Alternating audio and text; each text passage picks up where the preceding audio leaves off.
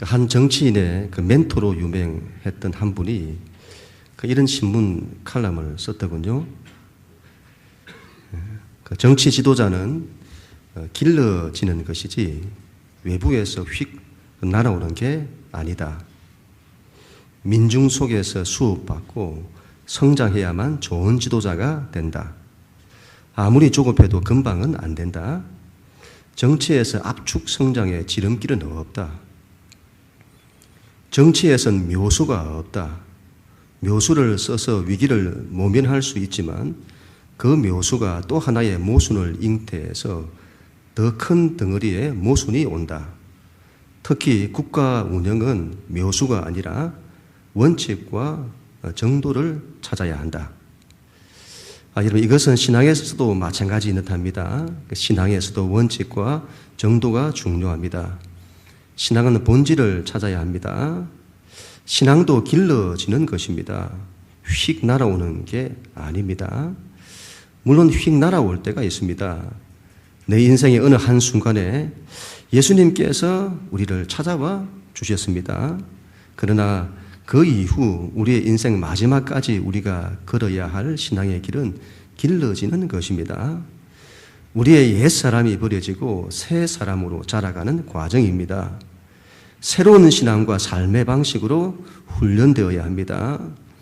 우리의 신앙이 그렇게 길러지는 것을 거부한다면 자꾸 묘수를 둡니다. 당장 효과를 볼지 모르겠지만 그 묘수가 또 하나의 모순을 잉태해서는 더 큰 모순을 만들어내는 겁니다. 여러분, 우리의 신앙은 새 사람으로 살아야 합니다. 그런데 문제는 사람의 본성이 옛 사람으로 살고 싶은 겁니다. 그래서 새 사람 되기를 머뭇거립니다. 그러면 신앙생활이 자꾸 모순들이 일어납니다. 그 가운데 하나가 바로 우상을 만드는 겁니다. 사람은 본래 하나님의 형상으로 창조가 되었습니다. 그런데 인간이 하나님께 범죄함으로 하나님을 떠나서 하나님의 형상을 잃게 됩니다. 자신들이 보고 배워야 할 하나님의 상을 잃어버린 겁니다. 이전에 여러분 그 집안에 딸들이 많은 그런 가정, 그리고 그 아들 하나 보겠다고 마지막에 가서 탁 그 아들, 이제 막내 아들 둔 그런 가정을 우리가 흔하게 볼 수 있었는데요. 그런 집에서 태어난 그 막내 아들은 누나들 속에서 자라갑니다. 다 그런 건 아닙니다만은 종종 문제가 일어나는데 그렇게 자란 아들이 남성성을 배우지 못하는 겁니다. 보고 배운 게 그 누나들로부터 배운 여성성에 대한 것들입니다. 남자가 남자로서의 상을 잃어버리고 여성화되니 문제가 일어나는데 그 잃어버린 남성성에 대한 갈구가 일어나는 겁니다. 그래서 남자가 남자를 원하는 이상한 모순이 일어나는 겁니다. 그와 같이 여러분, 인간은 자신이 가져야 할 이 하나님의 형상을 잃어버렸기 때문에 인간은 본성적으로, 이 본성에서부터 잃어버린 하나님의 상에 대한 갈구가 일어납니다. 그런데 문제는 그러한 하나님의 상을 이상한 데서 찾는 겁니다. 이상한 대상을 원합니다. 그것이 바로 우상이라고 합니다. 사람은 본성적으로 우상을 찾습니다. 저는 안 그런데요. 그렇게 말씀하실지 모르겠습니다만 우상을 찾는 것은 인간의 본성입니다. 잃어버린 하나님의 상에 대한 갈구를 우상에게서 찾고 대리 만족합니다. 인간이 우상을 섬기는 것은 여러 가지로 나타납니다. 예를 들면 첫 번째는 하나님 외에 다른 우상을 섬기죠. 하나님 외에 다른 신을 찾는 겁니다. 그래서 여러분 고대나 중세를 보면 다신교들이 많습니다. 여러 신들을 섬기죠. 이게 그 이후에 르네상스로 넘어가면서 그러한 신에 대한 이미지는 다 깨지고 그 위치에 인간을 둡니다. 그래서 그 이후부터는 인간이 신의 위치에 있습니다. 자기가 자기에게 우상인 겁니다. 그리고 인간은 자신을 섬깁니다. 세 번째, 하나님을 우상으로 섬기는 겁니다. 하나님을 우상으로. 마치 출애굽한 이스라엘 백성이 시내산에서 모세가 드디어 내려오니까 금송아지를 만듭니다. 금송아지를 만들어내고는 이것이 너희를 이집트에서 구원하여 낸 너희의 하나님이다. 너희의 신이다. 하나님을 안 섬기는 게 아니죠. 하나님을 섬긴다고 하는데 그 백성이 이집트에서 다신교를 섬길 때 그들이 섬겼던 그러한 신의 상, 신의 이미지로 하나님을 섬기는 겁니다. 하나님을 그렇게 섬기는 겁니다. 금송아지 우상처럼. 우리 하나님 얼마나 황당하실까요? 주중에 그 텔레마케터 하시는 분들로부터 전화가 왔습니다. 제가 한참 일을 하는데 전화가 왔습니다. 뭘 막 이 빠른 말로 소개를 하는데 제가 너무 바빠가지고 내일 다시 한번 전화 주시면 좋겠습니다. 그렇게 말씀을 드렸더니 그분이 내일 이 시간에 다시 전화하면 될까요? 여기까지는 좋았습니다. 내일 이 시간에 다시 전화하면 될까요? 언니? 이렇게 오빠도 아니고 언니 이렇게 얼마나 당황스러운지요. 우리는 하나님을 우리가 알지 못하는 부지불식간에 다르게 바라보고 다르게 부르고 있는 건 아닐까요? 그래서 우리 하나님이 아주 당황하시는 그런 모습 아닐까요? 네 번째는 하나님도 섬기고 우상도 섬깁니다. 이것을 혼합주의라고 합니다. 하나님도 섬기고 바알도 섬기고 하나님도 섬기고 세상도 섬기고 인간이 하나님을 하나님으로서 섬기는 것이 아니라 자기의 욕망이 투사되어서 자기의 욕망을 만족시키는 신을 만들어내고는 그것을 섬기는 겁니다. 이것을 두고 하나님의 상을 왜곡했다. 그렇게 말합니다. 우상.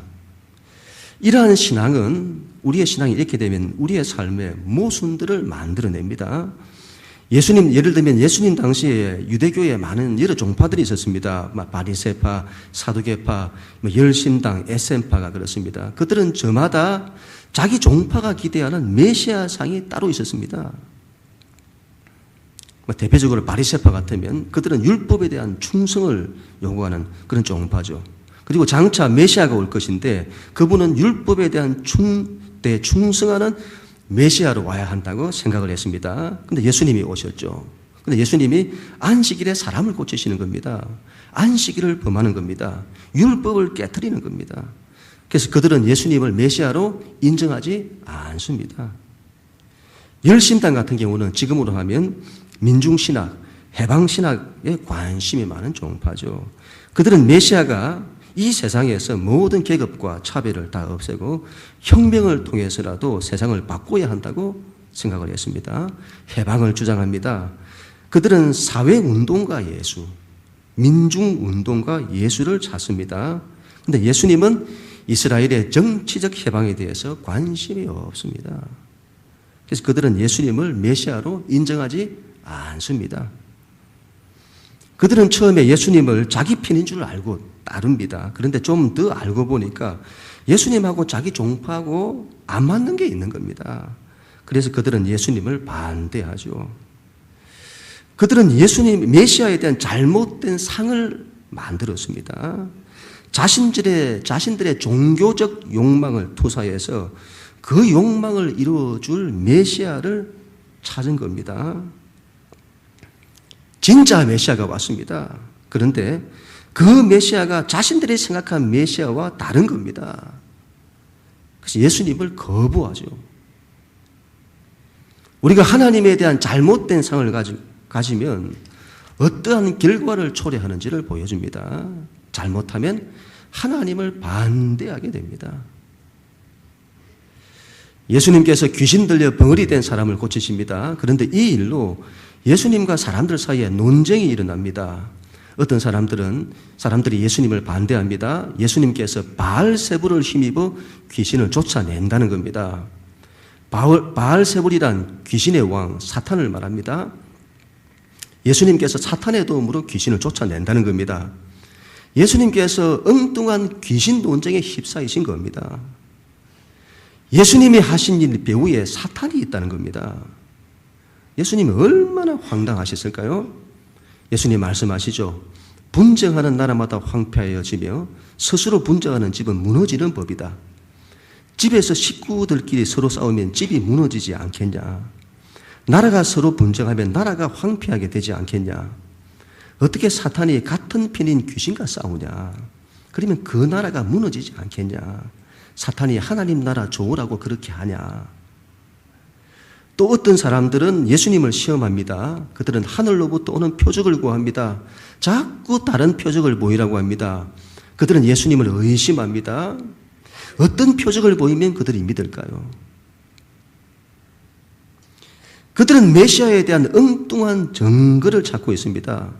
자신들의 호기심을 채워줄 기적을 바라고 있습니다. 그들은 하나님의 표적에 대해서는 관심이 없습니다. 자신들이 원하는 표적에 관심이 있죠. 그들은 하늘의 것에 관심이 없습니다. 땅의 것에 관심이 있습니다. 그래서 무리 중에 한 여자가 예수님께 이렇게 말합니다. 27절, 28절. 이 말씀을 하실 때에 무리 중에서 한 여자가 음성을 높여 이르되 당신을 뵌 태와 당신을 먹인 젖이 복이 있나이다 하니 예수께서 이르시되 오히려 하나님의 말씀을 듣고 지키는 자가 복이 있느니라. 뭐가 복입니까, 여러분? 사람들의 관심은 어디에 있습니까? 누가 당신을 낳았습니까? 누가 당신을 키웠습니까? 대체 당신의 의미는 누굽니까? 그 사람은 얼마나 많은 복을 받았는지, 얼마나 복이 많기에 당신을 낳았습니까? 누가 당신을 그렇게 잘 키웠습니까? 세상의 관심은 여기 있습니다. 우리도 그렇죠. 예수님은 전혀 다르게 보십니다. 하나님의 말씀을 듣고 지키는 자가 복이 있다. 세상은 하늘로부터 오는 표적을 구한다고 하지만 정작 그들이 관심 있는 것은 땅의 것이죠. 자기들의 호기심에 관심이 있고 자신들의 욕망에 관심이 있는 겁니다. 예수님 말씀하십니다. 복이란 땅에서 오는 것이 아니고 육신적인 관계에서 오는 것이 아니고 하나님과의 관계에서 오는 것이다. 그리고 예수님 이렇게 말씀하십니다. 29절. 무리가 모였을 때 예수께서 말씀하시되 이 세대는 악한 세대라. 표적을 구하되 요나의 표적밖에는 보일 표적이 없다. 악한 세대가 표적을 구한다. 예수님은 그 세대의 유대인들을 향하여 악한 세대라고 합니다. 여러분 좀 심한 말씀 아닐까요? 그 시대 사람들의 도덕성에 문제가 있었던 것일까요? 예수님께서 유대인들이 표적을 구하는 그 자체를 책망하신 것, 그건 아닌 듯합니다. 문제는 표적을 구하는데 자기들이 원하는 표적을 구하는 겁니다. 예수님께 이런 기적 한번 보여봐라. 그러면 믿겠다. 그런 식인 거죠. 예수님은 그런 모습을 악하다고 말씀하시는 겁니다. 악한 세대가 자기들이 원하는 표적을 구한다. 그러나 내가 너희에게 보일 표적은 요나의 표적밖에는 없다. 요나의 표적, 이것이 하나님께서 너희에게 보이시는 유일한 표적이다. 여러분, 요나의 표적이라고 합니다. 이 무슨 말씀인지 예수님이 도통 알아듣지도 못할 말씀만 하십니다. 요나의 표적이라는 말에서 요나는 구약의 요나 선지자를 말하고 표적이란 하나님께서 그 요나 선지자를 통해서 나타내시고자 하셨던 메시지를 말합니다. 내가 보일 표적은 그 표적밖에 없다. 하나님께서 아수르 제국의 수도인 니느웨 성에 있는 백성을 사랑하시고는 그들을 구원하시기를 원하셨습니다. 하나님께서는 요나 선지자를 부르십니다. 너는 니느웨 성에 가서 하나님의 말씀을 선포하라. 그런데 요나가 그 하나님의 말씀에 불순종을 합니다. 그는 하나님의 뜻이 못마땅합니다. 하나님이 어떻게 이방인들을 사랑하십니까? 그것도 이스라엘 백성에게 가장 큰 적인 아수르 제국의 백성입니까? 어떻게 그들을 구원하시려 합니까? 요나는 하나님의 말씀을 받아들이지 못합니다. 그리고 하나님을 피해서 도망을 갑니다. 욥바라하는 도시로 가서 다시스로 가는 배를 탑니다. 다시스는 니느웨와 정반대쪽이죠. 요나가 하나님을 피해서 반대로 도망을 간 겁니다. 요나가 탄 배는 바다 위에서 폭풍을 만납니다. 배가 거의 깨어질 상황입니다. 배에 있는 사람들은 어찌할 바를 모르고 난리가 났습니다. 그들은 자신들이 믿는 신들의 이름을 불러가며 기도합니다. 자신들이 할 수 있는 모든 기술과 방법을 동원합니다. 그러나 문제는 해결되지 않습니다. 그들은 그 문제가 누구에 의해서 생겨난 것인지를 알아보게 됩니다. 그랬더니 요나가 선택이 된 겁니다. 결국 이 문제는 요나로 인해서 일어난 문제였던 것이죠. 하나님께서 요나가 도망을 가니까 도망가는 요나를 폭풍으로 붙잡으신 겁니다. 요나는 그것을 알았습니다. 하나님이 그렇게 하신다는 것을. 하나님이 자신에게 돌아오라고 하신다는 것을. 그러나 요나는 돌아가지 않습니다. 끝까지 버팁니다. 그는 자신을 바다에 던지라고 합니다. 여러분, 요나의 고집은 대단합니다. 그 상황에서 하나님, 제가 하나님 앞에 다시 돌아가겠습니다. 기도하면 될 겁니다. 그러나 요나는 돌아가기를 싫어합니다. 결국 그는 죽는 길을 택합니다. 끝까지 하나님 앞에서 자기 고집을 꺾지 않습니다. 차라리 죽는 길을 택합니다. 이러한 요나의 모습은 마치 하나님을 떠난 인간의 모습을 보여줍니다. 하나님을 반대하여 반대 방향으로 떠났던 그 인간이 마지막까지 하나님께로 돌아오지 않습니다. 하나님께로 돌아가지 않습니다. 차라리 죽는 길을 택합니다. 인간은 죽는 상황에서도 하나님께로 돌아가지 않습니다. 결국 사람들은 요나를 바다에 던집니다. 그랬더니 바다는 잠잠하게 된 겁니다. 요나는 거기서 끝나는 줄로 알았을 겁니다. 그런데 하나님께서 큰 물고기를 예비하사 요나를 삼키게 하십니다. 그를 죽고 싶어도 죽지 못하게 합니다. 이때의 상황을 성경은 이렇게 말씀합니다. 요나서 1장 17절, 여호와께서 이미 큰 물고기를 예비하사 요나를 삼키게 하셨으므로 요나가 밤낮 3일을 물고기 뱃속에 있으니라. 요나는 물고기 뱃속에서 사흘을 보내게 됩니다. 그곳은 마치 무덤과도 같은 그런 상황입니다. 요나는 그곳에서 하나님께 기도하죠. 바다 깊은 곳에 자신이 던져지고 큰 물이 자신과 영혼을 둘렀고 큰 파도와 큰 물결이 자기 위에 넘치는 자리에서 그는 하나님께 기도합니다. 절망과 죽음의 자리에서 하나님께 기도합니다. 그때 하나님께서 요나를 살리십니다. 왜 요나를 살리실까요? 하나님께서는 요나를 통하여 니느웨 백성을 살리시고자 하시는 겁니다. 하나님은 그 일을 포기하지 못하시는 겁니다. 니느웨 백성을 살리시는 것, 우리 하나님의 간절한 소원. 하나님께서 불순종하는 요나를 통해서 말씀하시는 표적은 다른 것이 아닙니다. 하나님께서 이 세상이라고 하는 니느웨 성에 살고 있는 우리를 하나님이 살리시겠다고 하시는 것입니다. 우리 하나님의 간절한 소원. 하나님은 그 일을 포기하지 않으시는 겁니다. 이것이 바로 요나를 통해 우리 가운데 밝히시는 하나님의 가장 큰 메시지입니다. 이것을 요나의 표적이라고 합니다. 이 일을 위해 요나는 물고기 뱃속에서 사흘 밤낮을 있다가 살아나게 됩니다. 그런데 여기 요나보다 더 큰 이가 있습니다. 여기 솔로몬보다 더 큰 이가 있습니다. 솔로몬이 그렇게 지혜 있다고 하나 예수님처럼 하나님의 지혜를 아는 것에는 미치지 못합니다. 예수님은 하나님의 마음을 아셨습니다.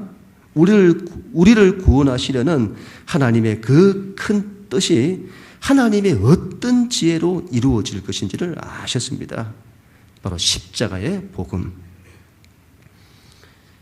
하나님께서 그 옛날 아브라함에게 아들 이삭을 바치라고 하셨습니다. 아들 이삭을 바치라. 아브라함은 그 이유를 알 수가 없었습니다. 어떻게 자식을 바치라고 하시는지. 그러나 아브라함은 하나님의 뜻에 순종을 합니다. 우리도 그 하나님을 이해할 수 없습니다. 어떻게 자식을 바치라는 겁니까? 하나님께서 아브라함에게 자식을 바치라고 하신 이 말씀은 두고두고 모든 시대에 하나님을 알지 못하는 사람들에게 오해되고 비웃음거리가 되었을 겁니다. 어떻게 자기 자식을 바치라고 하느냐? 그런 하나님이 과연 옳으냐? 그 비밀은 긴 세월 동안 봉인되었습니다. 예수님 오실 때까지. 그 비밀은 예수님을 통해서 나타납니다. 예수님께서 그 뜻을 아셨습니다. 그것은 하나님의 사랑입니다. 하나님께서 우리를 살리시고자 하시는 겁니다. 하나님께서 세상을 살리시는 하나님의 방법입니다. 하나님께서 당신의 독생한 아들을 희생하심으로 우리를 죄와 절망으로부터 살리시는 겁니다. 그것이 바로 예수 그리스도의 십자가의 사건입니다. 하나님께서는 그 옛날 아브라함을 통해서 하나님의 이 비밀을 나타내신 겁니다. 아브라함이 자식을 바치는데 하나님이 당신의 독생한 아들을 바친다는. 요한복음 3장 16절 하나님이 세상을 이처럼 사랑하사 독생자를 주셨으니 이는 그를 믿는 자마다 멸망하지 않고 영생을 얻게 하려 하심이라. 아브라함의 그 사건에 대한 비밀이 비로소 밝혀지는 겁니다. 누가 이 비밀을 알았습니까? 누가 하나님의 세상을 구원하는 이 지혜를 알았습니까? 여기 요나보다 더 큰 이가 있습니다. 요나는 하나님의 뜻에 불순종했지만 예수님은 하나님의 뜻에 온전히 순종을 하셨습니다. 그것도 죽기까지 순종하시죠. 우리의 모든 죄를 짊어지고 당신 자신을 희생하십니다.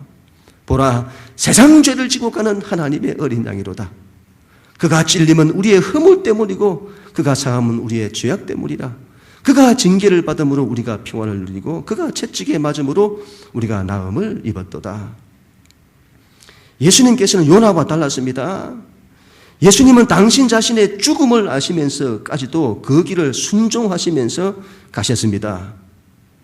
하나님을 떠나 죄와 죽음의 자리에 있는 우리를 살리시고자 당신 자신이 친히 그 죽음의 자리에 처하셔서 당신의 희생으로 우리를 살리시고자 하시는 겁니다.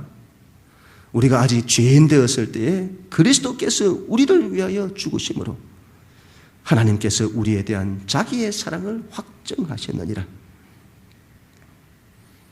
예수님의 사역, 예수님이 이루신 사역을 한마디로 한다면 전부 요나의 표적을 이루시는 것입니다. 하나님께서 요나를 통해서 말씀하시는 그 계시를 예수님이 성취하시는 것입니다. 하나님께서 세상을 구원하시기를 원하시는데 그 뜻을 요나에게 보이셨는데 요나가 그것에 불순종합니다. 그럼에도 불구하고 하나님은 당신의 구원을 포기하지 못하시는데 그 요나에게 나타났던 것은 장차 일어날 것에 대한 계시, 그림자. 그 일은 예수님을 통해서 성취될 것입니다. 그래서 예수님이 마태복음에서 이런 말씀을 하시죠. 마태복음 12장 39절 40절 예수께서 대답하여 이르시되 악하고 음란한 세대가 표적을 요구하나 선지자 요나의 표적밖에는 보일 표적이 없느니라. 그리고 누가복음에서는 없는 한 말씀을 하시죠. 요나가 밤낮 사흘 동안 큰 물고기 뱃속에 있었던 것 같이 인자도 밤낮 사흘 동안 땅속에 있으리라. 이 무엇을 말씀하죠? 예수님의 십자가와 부활 사건. 요나가 물고기 뱃속에서 죽은 상태로 있다가 사흘 만에 살아나 니느웨를 살리는 것처럼 예수님께서 십자가에 죽으시고 무덤에 계시다가 사흘 만에 살아나서 세상을 살린다는 겁니다.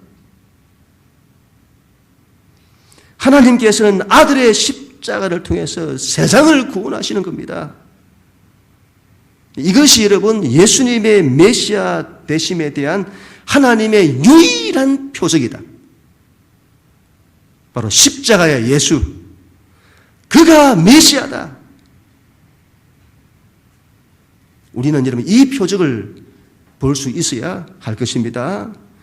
유대인들처럼 이것을 약하게 보아서는 안 될 것입니다. 그 외에 다른 표적을 구해서도 안 될 것입니다. 헬라인들처럼 어리석게 보아서도 안 될 것입니다. 그 일은 솔로몬보다 더 큰 지혜입니다. 다른 지혜를 찾아서는 안 될 것입니다. 유대인들에게는 약한 것이요 헬라인들에게는 어리석은 것이나 믿는 우리에게 십자가의 도는 우리를 구원하는 하나님의 능력이요 하나님의 지혜니라.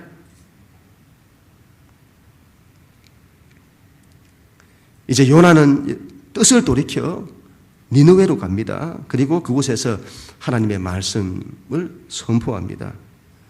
그랬더니 이 니느웨에 있는 사람들이 회개하고 난리가 난 겁니다. 왕을 비롯해서 백성들이 회개하고 하나님을 믿고 금식하고 난리가 난 겁니다. 요나가 보니까 이 성이 이상하게 돌아가는 겁니다. 그 사람들이 회개하면서 하나님을 믿고 돌아오는 겁니다. 이렇게 하다가는 이 니느웨 백성들이 하나님의 심판을 면하고 구원을 받을지 모르겠습니다. 이러면 이 일은 좋은 것 아닙니까? 근데 이 일에 요나가 화를 냅니다. 그냥 화를 낸 게 아니고 성경은 심히 싫어하고 노하였다고 합니다. 그리고 죽기를 간구합니다. 내 생명을 취하소서. 나는 사는 것보다 죽는 것이 더 낫습니다. 이상하죠? 니느웨 백성들이 구원받은 것은 좋은 것 아닐까요? 근데 왜 화가 나죠? 이것은 예수님 당시에도 그랬습니다. 하나님께서는 예수님의 십자가 복음을 통하여 세상을 구원하시기를 원하셨습니다. 복음이 유대인뿐만이 아니라 이방인에게까지 전파되어 세상을 구원하시는 겁니다. 예수님은 그 일을 이루십니다. 그런데 이러한 일을 가장 싫어하는 사람들이 있었는데 그들이 바로 유대인들입니다. 얼마나 싫어하는가 하면 죽기까지 싫어합니다. 그들은 하나님이 자신들만의 하나님이기를 원했습니다. 그들은 자신을 선민으로 여겼습니다. 물론 선민이 틀림없습니다. 그러나 그러한 선민을 은혜로 여기지 않고 우월감으로 여겼습니다. 자신들은 하나님을 잘 믿어서 하나님의 백성이 되었다고 여긴 겁니다. 그리고 그렇지 못한 이방인들은 하나님의 심판을 받아야 한다고 여겼습니다. 그들은 이방인들이 구원을 받아 자신들처럼 하나님 백성 되는 것을 견딜 수 없는 겁니다.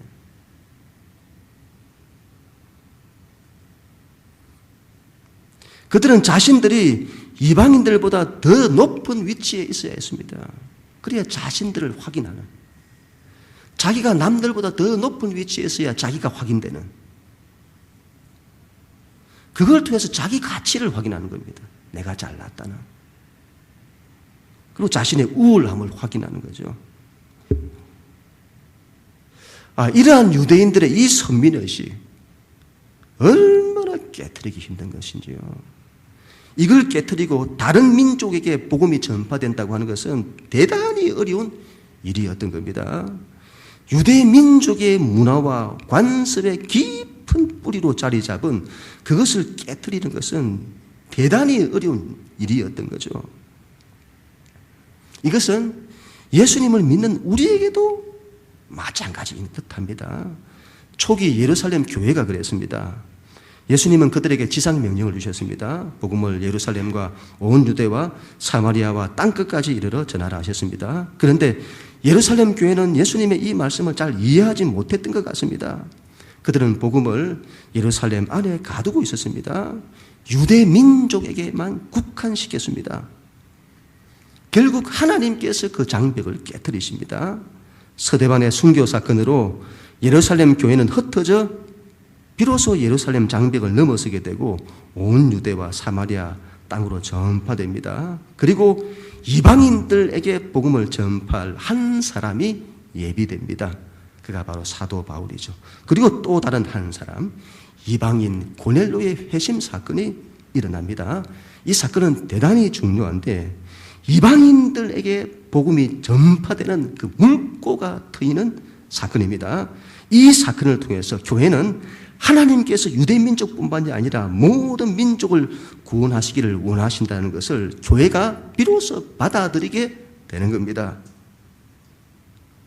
하나님의 역사는 정말 놀랍습니다. 사도행전에 이 일이 일어나는데 그 일이 욥바에 있었던 베드로를 통해서 이루어집니다.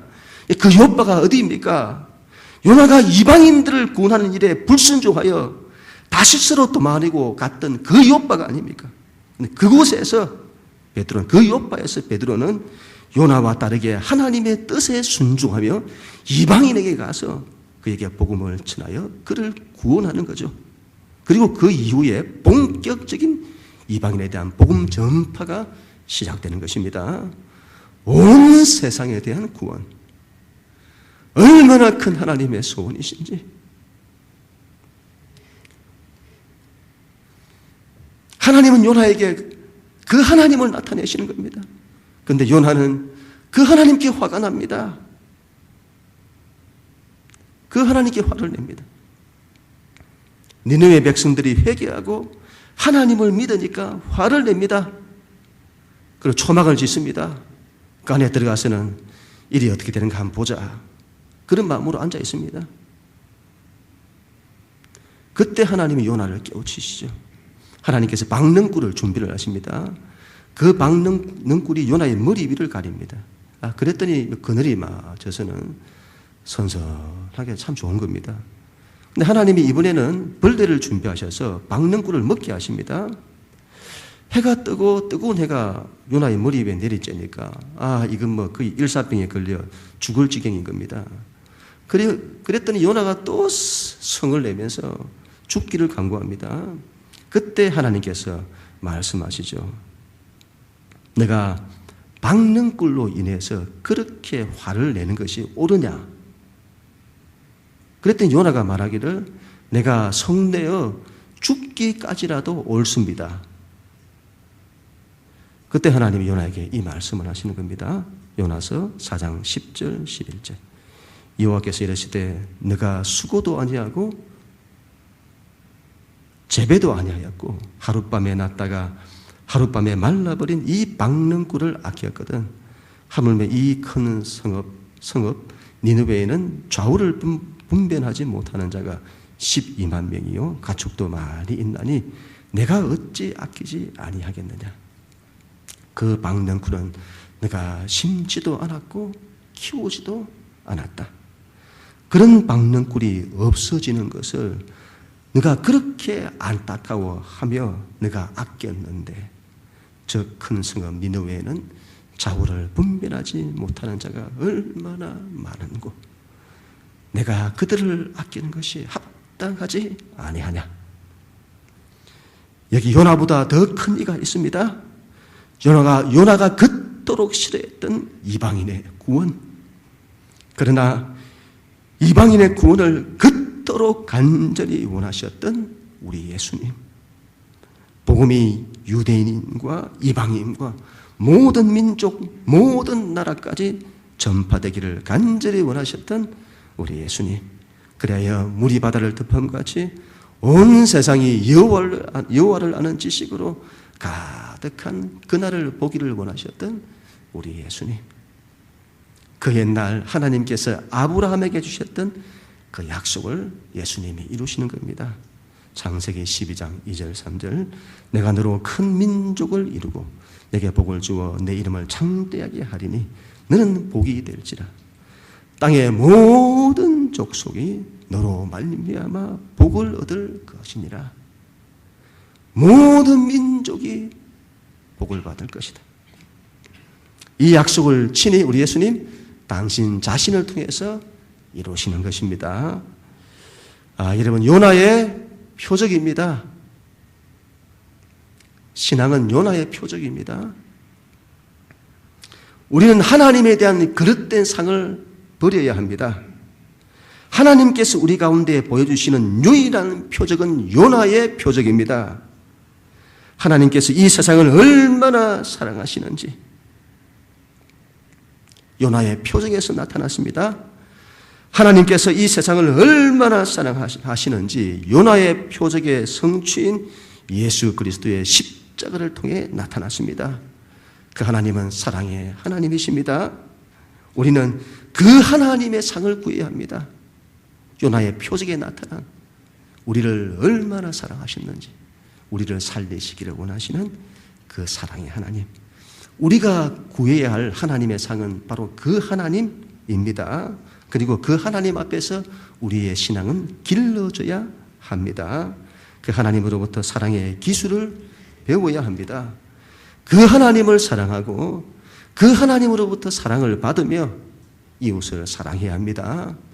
십자가 복음에 나타난 하나님의 사랑, 그 희생, 그 낮아짐, 섬김을 배워야 합니다. 그리고 하나님의 사랑과 구원이 우리의 가정, 교회, 이 나라 이민족, 땅끝까지 오기를 간절히 원해야 합니다. 우리 하나님 아버지의 간절한 소원이셨고 아들 예수님의 간절한 기도셨고 우리의 기도여야 할 것입니다. 그는 우리 모두가 다 될 수 있기를 주님 이름으로 간절히 축원합니다.